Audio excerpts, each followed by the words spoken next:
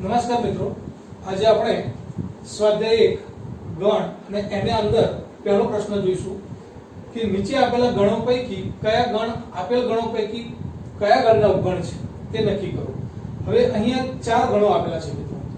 ગણ a બરાબર x such that x belongs to r એટલે કે વાસ્તવિક સંખ્યા છે અને x એ સમીકરણ x2 - 8x + 12 0 નું સમાધાન કરે છે।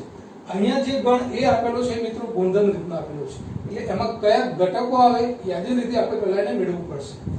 b બરાબર તો ગણમાં 2 4 6 એ ઘટકો આપેલા છે એટલે ત્રણ ઘટકો છે। c બરાબર 2 4 6 8 એટલે યુગ્મ પ્રાકૃતિક સંખ્યા એવો અનંત ગણનો ગણ છે આવો c અને d બરાબર ગણમાં 6 એક જ ઘટક ધરાવતો એકાકી ગણ ધરાવતો d કોઈ એવો આપેલો છે મિત્રો। તો સૌપ્રથમ આપણે એ ગણ જે છે એમાં કયા ઘટકો આવે એ પહેલા શોધીશું, ત્યાર પછી ચારે ચાર ગણોની આપણને ઘટકો ખબર હોય મિત્રો ત્યાર પછી કયા ગણના બધા જ ઘટકો બીજા ગણમાં છે એ આપણે ચકાસીશું। તો a બરાબર ગણમાં x such that x belongs to r અને x2 - 8x + 12 0 આવો કોઈ ગણ મિત્રો તમને આપેલો છે। તો અહીંયા દ્વિઘાત સમીકરણ છે મિત્રો।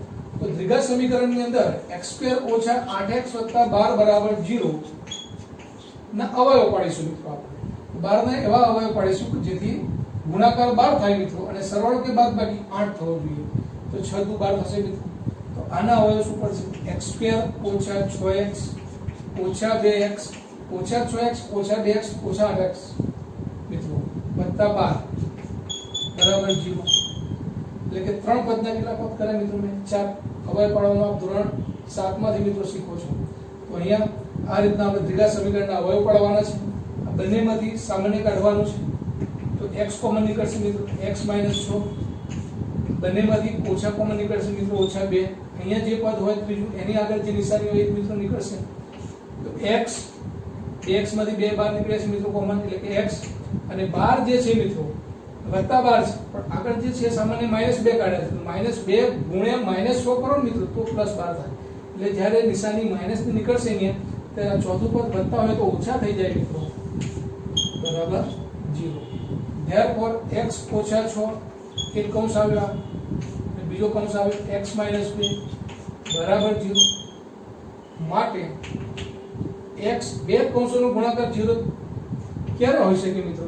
આ તો x - 6 બરાબર 0 હોય અથવા તો x - 2 બરાબર 0 થાય માટે x બરાબર 6 અથવા x બરાબર 2 આમ બે કિંમતો x ની આપણને મળી જે આપણો a બરાબર ગણમાંના ઘટકો છે।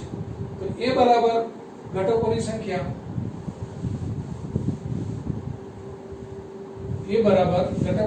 મિત્રો શું આવી ગઈ 2 અને 6 રાઈટ। હવે આ a b c અને d ચારે ગણ એના ઘટકોની સંખ્યા જાણો છો, ઘટકો જાણો છો। હવે પ્રશ્ન એ છે કે કયો ગણ કયા ગણનો ઉપગણ છે? તો અહીંયા તમે જોઈ શકો છો કે આ d જે છે ગણ d ના ઘટકોની સંખ્યા છે એક જ અને એ 6 છે મિત્રો। તો આ ગણમાંના ઘટકો જે છે એ બધા જ ઘટકો મિત્રો તમે જુઓ એમાં પણ છે 6 ઘટક એમાં પણ છે એટલે કે d ગણના બધા જ ઘટકો ગણ a માં આવેલા છે માટે d સબસેટ a કહેવાય। બીજી d ના જે ઘટકો છે મિત્રો એ c માં પણ છે અને b માં પણ છે therefore d સબસેટ b અને d સબસેટ c રાઈટ। પરંતુ b ના બધા જ ઘટકો d માં કહેવાય મિત્રો? ના કહેવાય એટલે d સબસેટ d ના કહેવાય રાઈટ। એટલે કે ઉપગણની વાત કરીએ ત્યારે પહેલો જે ગણ અહીંયા લખ્યું છે મિત્રો એના બધા જ ઘટકો આ બીજા ગણમાં હોય તો જ d ઉપગણ એ કહેવાય। તો એ રીતના d subset a d subset b અને d સબસેટ c થશે। ત્યાર પછી તમે જુઓ તો ગણ a માં કયા ઘટકો છે મિત્રો 2 અને 6 તો આ 2 અને 6 આ બધા જ ઘટકો કયા ગણમાં આવેલા છે? b માં પણ આવેલા છે એટલે a સબસેટ b કહેવાય। હવે એના બધા જ ઘટકો એ c માં પણ છે 2 6 તો આ 2 6 અહીંયા પણ છે c માં પણ આવેલા છે therefore a સબસેટ c પણ કહેવાય। ત્યાર પછી બી ની વાત કરીએ આપણે તો બી ના જે ઘટકો છે મિત્રો 2 4 6 એ શામાં આવેલા છે? સી માં આવેલા છે, ડી માં છે. આ બધા જ ઘટકો હોવા જોઈએ મિત્રો. 2 4 6 આ ડી માં છે નથી. 2 4 6 એ એ માં છે. આ ત્રણે ત્રણ ઘટકો એમાં હોવા જોઈએ મિત્રો, તો જ ઉપગણ કહી શકાય. બધા જ ઘટકો આવેલા હોવા જોઈએ, માટે બી એ સબસેટ ખાલી માત્ર સી છે. ત્યાર પછી શું લખી શકાય? બી સબસેટ સી. તો આમ કયા ગણનો ઉપગણો છે એ મિત્રો આપણે જોઈએ. આ પ્રશ્ન નંબર 1 સ્વાધ્યાય 1 નો, રાઈટ. ત્યાર પછી બીજો પ્રશ્ન, પ્રશ્ન 2, નીચેના પૈકી દરેક વિધાનમાંથી કયું સત્ય અને કયું અસત્ય છે તે નક્કી કરો. એવા અહીંયા ત્રણ વિધાનો મિત્રો મેં મૂક્યા છે. આ વિધાનો પૈકી કયા વિધાનો સત્ય છે કે અસત્ય છે કહેવાનું છે. આ બધા જ વિધાનો આપણે ઉદાહરણ દ્વારા સમજીશું. ધારો કે પહેલું વિધાન જે મિત્રો આપ્યું છે કે જો x belongs to a અને a belongs to b તો x belongs to b. આ વિધાન સત્ય છે. તો ઉદાહરણ તરીકે આપણે જો લઈએ તો કોઈ ઘટક x જે છે ગણ a માં આપેલો છે. હવે એ જે ગણ છે એ b માંનો કોઈ ઘટક છે, પાછું belongs to છે. અહીં ભલે ગણ છે પણ b નો તો શું આપ્યો છે? ઘટક. બે ગણની વાત કરતા હોય ત્યારે મિત્રો એ સબસેટ b આવે, અને કોઈ ઘટકની વાત કરતા હોય ત્યારે belongs to ની વાત આવે મિત્રો, રાઈટ. તો એ ભલે ગણ છે અહીંયા, પણ એ ગણ એ b માંનો તો ઘટક છે મિત્રો. તો x કોઈ ઘટક એ b માં છે. તો એવા ઉદાહરણ લેવા માટે ધારો કે એ બરાબર હું કોઈ ગણ લઉં છું 1 2, રાઈટ. હવે અહીંયા એક જે ઘટક છે મિત્રો a માં છે, ઘટક એક ગણ a માં છે. કોઈ ઘટક ગણમાં હોય 1 belongs to a લખી શકાય, રાઈટ. એટલે કે એક a માં છે. હવે એ જે છે એ b માં છે. આ ગણ જે છે એ b માં છે, એટલે b માં કેવા ઘટકો લઈ શકાય મિત્રો? તો એ આવી જવું જોઈએ. તો આ ગણ પોતે આખો જે છે એ જ્યારે આ ગણની અંદર લખીશું મિત્રો ત્યારે ઘટક થઈ જશે. એવો કોઈ પણ ગણ, ધારો કે બીજો કોઈ ઘટક મેં 3 લઈ લીધો, મારે તો શરતનું પાલન થવું જોઈએ કે a belongs to b છે. તો મિત્રો અહીંયા તમે જુઓ, હવે એક એ a માં છે, પરંતુ એક એ b માં છે. x એ a માં છે તો x એ b માં છે. તો અહીંયા એક a માં છે પણ એક એ b માં નથી મિત્રો, કારણ કે અહીંયા 1 2 એ આખો એક કમ્બાઈન્ડ ઘટક છે મિત્રો. માટે 1 એ b માં છે એવું ન કહી શકાય, અથવા તો 2 આ ગણ b માં છે એવું પણ ન કહી શકાય. આખો ગણ 1 2 એ પોતે જે છે એ આખો કોઈ ઘટક છે મિત્રો. માટે 1 does not belongs to b. માટે વિધાન કેવું છે મિત્રો? અસત્ય છે.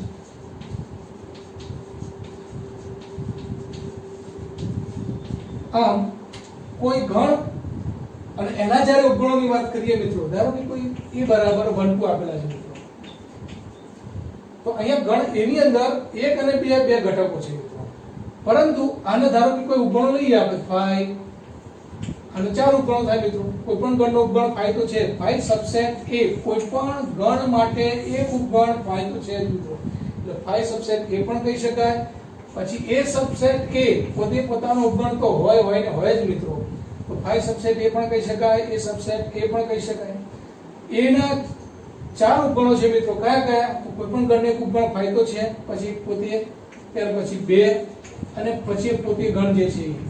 હવે આ જે ઉપગણોનો જો હું ગણ લઉં મિત્રો તો આને કહેવાય ઘાત ગણ, પાવર ઓફ e. બધું જ આપણે મિત્રો ભણી ગયા. હવે અહીંયા a જે છે એમાં ગણના ઘટકો કયા હતા મિત્રો? 1 અને 2 હતા. પણ આ 1 2 જ્યારે ગણની અંદર લખવામાં આવે ત્યારે આ પોતે શું થઈ જાય છે? ઘટક થઈ જાય છે.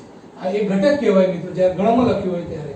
અહીંયા ગણમાં 2, ગણમાં 1 અને 5 એ બધા ઘાત ગણના શું થઈ ગયા? ઘટકો. તો એ જ રીતના કોઈ પણ ગણને જ્યારે બીજા કોઈ ગણમાં લખવામાં આવે ત્યારે પોતે ઘટક થઈ જાય. આ આપણને ખબર હોવી જોઈએ. પહેલું વિધાન કેવું છે? અસત્ય છે. બીજું,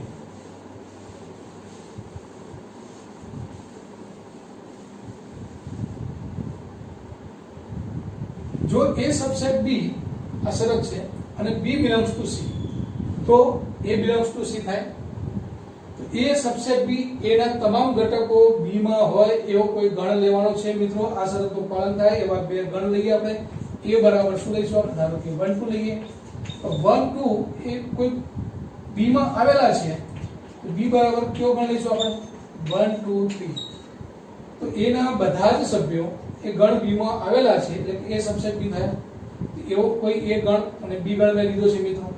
હવે બી એ જે છે એ પાછો સી નો ઉપગણ છે, સોરી બી જે છે સી નો સભ્ય છે.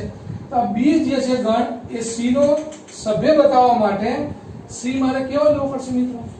તો આ બી જે પોતે જે છે એટલે કે 1 2 3 અહીંયા કોઈ પણ લઈ શકો મિત્રો, આપણે ઉદાહરણ દ્વારા સમજવાનું છે. તો સી કોઈ એવો ગણ લીધો મિત્રો મેં જે ગણમાં 1 2 3 અને કોઈ 5, આમાં મિત્રો બે જ ઘટકો કહી શકાય, આમાં 4 ઘટકો ના કહી શકાય. આ એક જ પોતે ઘટક છે, 1 2 3 ગણ હોય એવું કમ્બાઈન્ડ ઘટક છે આ, અને આ એક બીજો ઘટક છે 5. આ ગણને વચ્ચે જે બે ઘટકો લગે એમાં અલ્પવિરામથી આપણે છૂટા પાડીએ છીએ, રાઈટ? તો અહીંયા આપણી આ શરતનું પાલન થાય એવા 3 ગણો મેં લીધા મિત્રો. a બરાબર 1 2, તો 1 2 એ b માં આવેલા છે એટલે એ સબસેટ b છે. b belongs to c એટલે આ જે 1 2 3 ગણ ધરાવતો કોઈ ઘટક એ મેં c માં લઈ લીધો મિત્રો. હવે આપણો પ્રશ્ન છે a belongs to c એટલે એ જે છે મિત્રો આ 1 2 ગણ ધરાવતો કોઈ ઘટક એ આમાં છે મિત્રો. 1 2 આ 1 2 3 છે મિત્રો, અને 1 2 એ અલગ ઘટક છે, માટે a does not belongs to c કહેવાય મિત્રો. માટે વિધાન કેવું છે આપણું? અસત્ય છે.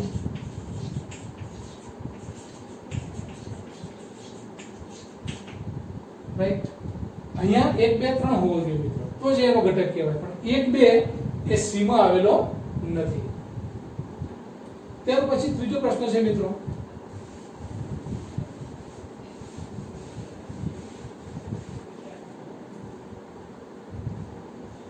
જો a સબસેટ b અને b સબસેટ c, તો a સબસેટ c થાય. તો a ના તમામ ઘટકો b માં આવેલા હોય એવો કોઈ ગણ લઈએ. એ બરાબર ફરીથી આપણે 1 2 લઈએ મિત્રો. કોઈ પણ ઉદાહરણ દ્વારા તમે સમજી શકો છો. અને આ બધા જ ગણો માટે, બધા જ ઉદાહરણો માટે આ સાચું હોવું જોઈએ મિત્રો, રાઈટ? કોઈ પણ ગણ a અને b માટે આ શરત સાચી હોવી જોઈએ મિત્રો. તો a ના તમામ સભ્યો 1 2 એ b માં હોય એવો ગણ હું લઉં છું 1 2 3. એ સબસેટ b કહીશું આપણે, એના બધા સભ્યો b માં છે.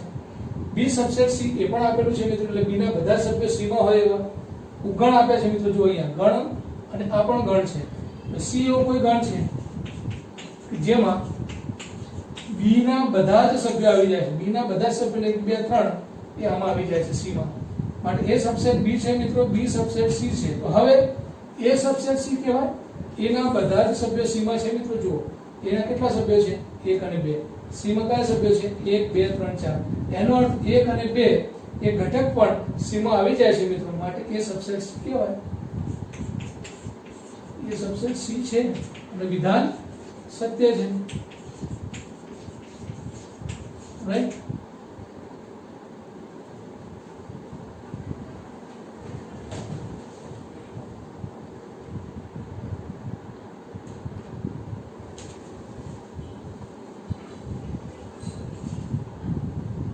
ત્યાર પછી ચોથો પ્રશ્ન મિત્રો, જો a does not subset b અને b does not c, તો a does not c A c નો ગણ નથી.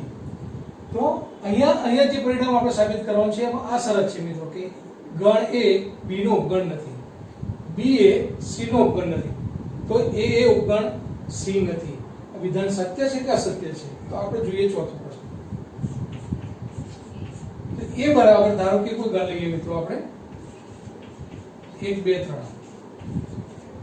b બરાબર આપણે એવો ગણ લેવાનો છે કે એ b ના ઉપગણ નથી. એ does not subset b એટલે કે આપણે લઈશું 2 3 4, રાઈટ? અહીં આપ જોઈ શકો છો કે એના બધા સભ્યો b માં નથી, એટલે એ does not subset b આ શરતનું પાલન થાય છે. b does not subset c, b ના બધા સભ્યો c માં નથી એવો કોઈ c લઈશું મિત્રો આપણે. ધારો કે 1 2 3 4 5.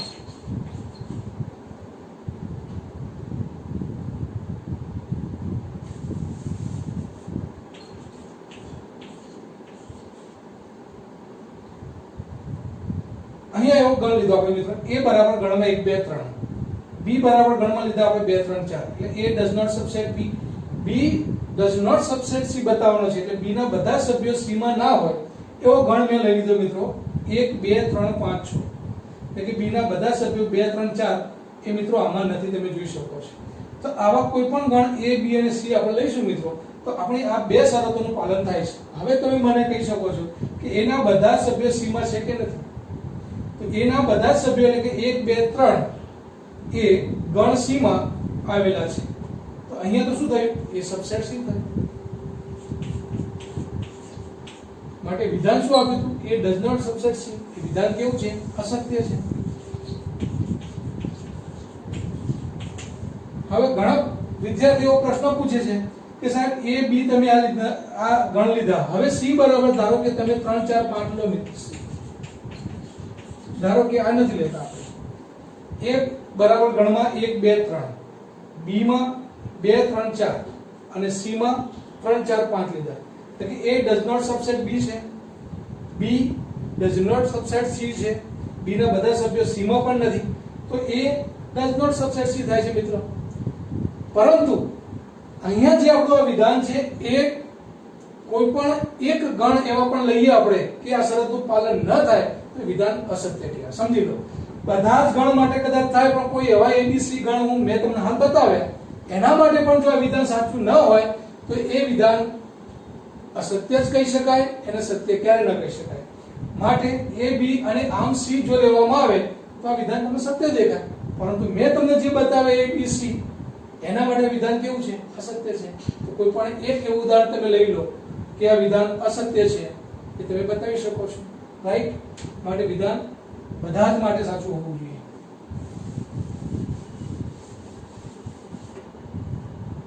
ત્યાર પછી પાંચમો પ્રશ્ન છે મિત્રો, x belongs to a. કોઈ x ધારો કે કોઈ ગણ a માં આવેલો છે, એટલે a બરાબર ધારો કે હું કોઈ ગણ લઈ લઉં છું x y z, રાઈટ?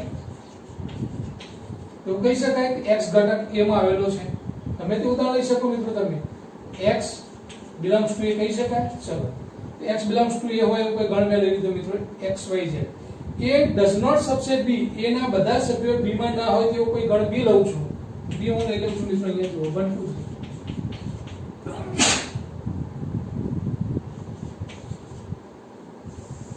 તો અહીંયા a does not subset b.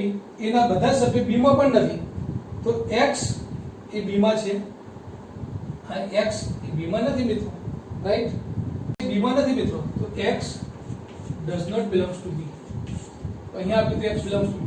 માટે વિધાન કેવું છે? સત્ય છે. ત્યાર પછી છઠ્ઠું વિધાન છે મિત્રો, જો a subset b અને x does not belongs to b. એના બધા સભ્યો b માં હોય એવો કોઈ ગણ a અને b આપેલો છે. તો a બરાબર મિત્રો લઈ લો 1 2 3, b બરાબર મિત્રો લઈ લો 1 2 3 4.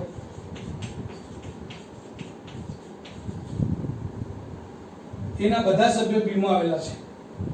એના બધા સભ્યો b માં આવેલા છે. એ સબસેટ b છે. હવે એવું કે કોઈ ઘટક એવો x છે જે b માં નથી. કોઈ પણ ઘટક એવો છે કે જે b માં નથી. હવે b માં કોઈ ઘટક નથી મિત્રો. એવો ધારો કે કોઈ 5 લઈએ તો 5 b માં નથી, right? 5 does not belongs to b.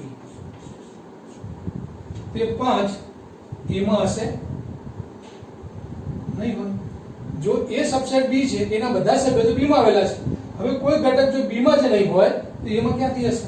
therefore 5 does not belongs to a. તો આમ કોઈ ઘટક x એ જો b માં નથી તો a માં પણ નથી. આ વિધાન કેવું છે? સત્ય છે. પ્રશ્ન નંબર 3, ગણ a b c માટે a યોગ b બરાબર a યોગ c અને a છેદ b બરાબર a છેદ c છે. તો સાબિત કરો કે b બરાબર છે. હવે મિત્રો અહીંયા કેટલાક પ્રશ્નો એવા આપ્યા છે સાબિત કરવાના કે ક્યાં ગુણધર્મનો ઉપયોગ કરીને, વિભાજનના નિયમનો કે દ મોર્ગનના નિયમનો કે આ બધા કેટલાક નિયમોનો ઉપયોગ કરીને આપણે સાબિતી આપવી પડે છે. એના માટે આપણે બધા જ નિયમોની ખબર પણ હોવી જોઈએ. હવે જો જે આપ્યું છે શરત એનો પણ આપણે ધ્યાનમાં લેવાનું છે કે અહીંયા શું આપ્યું છે? a યોગ b બરાબર a યોગ c છે અને a છેદ b બરાબર a છેદ c છે. તો સાબિત કરવા છે કે b અને c બે ગણ સરખા છે. તો જે આપ્યું છે ત્રણ ગણો માટે આપણને આ બે શરતો આપેલી છે મિત્રો, ને સાબિત કરવા છે b અને c સરખા છે. આમ તો ઉદાહરણ દ્વારા પણ આપણે સમજી શકીએ, પરંતુ મિત્રો આપણે અહીંયા વિભાજનના નિયમનો ઉપયોગ કરીને ગણીશું. તો a યોગ b બરાબર a યોગ c આપેલું છે મિત્રો.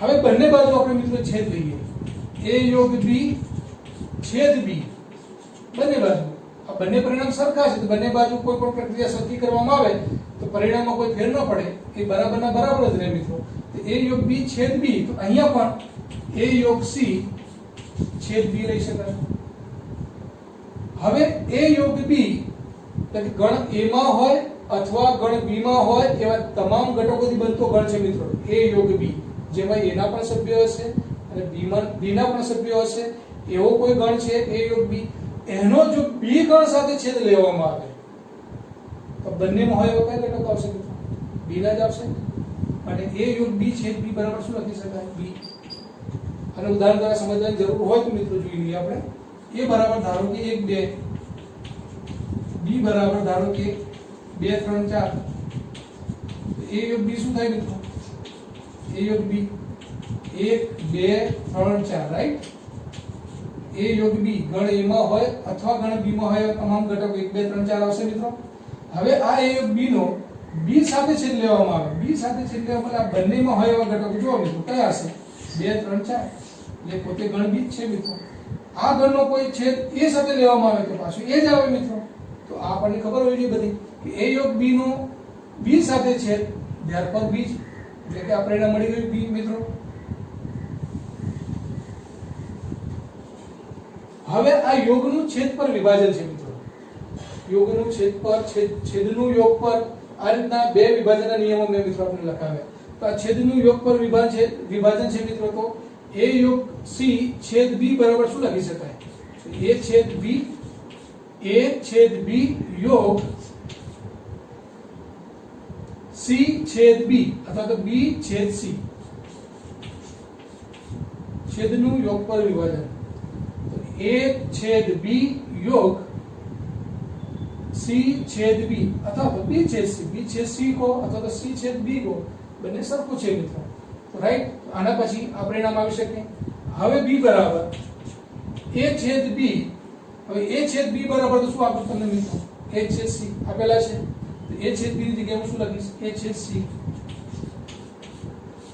યોગ b છેદ c લખી શકાય ફરીથી વિભાજનના નિયમનો ઉપયોગ કરું તો આના બરાબર શું લખી શકાય મિત્રો બોલો તમે તો આના બરાબર લખાય a યોગ b આ શું છે તો a યોગ b છેદ c છે મિત્રો ફરીથી a છેદ c યોગ b છેદ c જે રીતના આ નિયમનો ઉપયોગ કરીને આ પરિણામ મેળવ્યું એ રીતના આના ઉપરથી પાછું આ રીતનું પણ મેળવી શકાય મિત્રો ધેરફોર a છેદ c યોગ b છેદ c બરાબર શું લખી શકાય તો a યોગ b છેદ c બંનેમાં છે જો મિત્રો છેદ c બહાર નીકળી જાય રાઈટ તો આ પણ વિભાજનના નિયમનો ઉપયોગ થયો મિત્રો હવે b બરાબર a યોગ b બરાબર શું આપ્યું છે તમને a યોગ c આપેલા છે a યોગ b બરાબર શું લખી શકાય a યોગ c જે પરિણામ આપ્યું છે એનો તો આપણે ઉપયોગ કરવાનો છે મિત્રો તો a યોગ b બરાબર શું લખાય a યોગ c જે તમને આપેલું છે છેદ c હવે ફરીથી